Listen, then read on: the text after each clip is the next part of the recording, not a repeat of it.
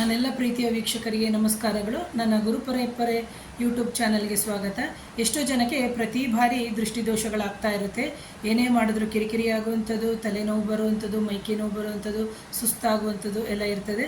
ದೃಷ್ಟಿದೋಷದಿಂದ ಅವರಿಗೆ ಗೊತ್ತಾಗುತ್ತೆ. ಒಂದು ಚೆನ್ನಾಗಿರೋ ಬಟ್ಟೆ ಹಾಕ್ಕೊಂಡು ಹೋಗಿ ಹೊರಗಡೆ ಬಂದಂಥ ಸಂದರ್ಭದಲ್ಲಿ, ಆಫೀಸ್ಗೆ ಹೋಗಿ ಬಂದಂಥ ಸಂದರ್ಭದಲ್ಲಿ ಅಥವಾ ಫಂಕ್ಷನ್ಗಳಿಗೆ ಹೋಗಿ ಬಂದಂಥ ಸಂದರ್ಭದಲ್ಲಿ ಇಂಥ ಸಮಸ್ಯೆಗಳಿಗೆ ನೀವೇ ಮಾಡಿಕೊಳ್ಳುವಂತಹ ಪರಿಹಾರ ಏನು ಅಂತಂದರೆ, ದಕ್ಷಿಣಾಭಿಮುಖವಾಗಿರುವಂಥ ಆಂಜನೇಯನ ದೇವಸ್ಥಾನಕ್ಕೆ ಹೋಗಬೇಕು. ಮೊದಲನೇದಾಗಿ ಅಲ್ಲಿಗೆ ನೀವು ಹೋಗಿ ಆಂಜನೇಯನ ಪಾದದಲ್ಲಿ ಇರುವಂತಹ ಕೇಸರಿ ಬಣ್ಣದ ತಿಲಕವನ್ನು, ನಾನಿಲ್ಲಿ ತೋರಿಸ್ತಾ ಇದ್ದೀನಿ, ಕೇಸರಿ ಬಳೆ ಹಾಕಿದ್ದೀನಿ.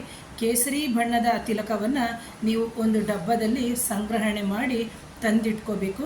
ತಂದಿಟ್ಕೊಂಡು ನೀವು ದಿನನಿತ್ಯ ಇದನ್ನು ಧಾರಣೆಯನ್ನು ಮಾಡಿಕೊಳ್ಳೋದ್ರಿಂದ ಈ ದೃಷ್ಟಿದೋಷ ಅಥವಾ ಕುದೃಷ್ಟಿ ಅಂತ ನಾವೇನು ಹೇಳ್ತೀವಿ, ಕೆಟ್ಟ ಕಣ್ಣುಗಳ ದೃಷ್ಟಿದೋಷದಿಂದ ನಿಮಗೆ ಅತ್ಯಂತ ಸರಳವಾದಂಥ ಪರಿಹಾರವಾಗುತ್ತೆ. ಪ್ರಿಯ ವೀಕ್ಷಕರೇ, ಇದನ್ನು ಸತತವಾಗಿ ಮಾಡಿ.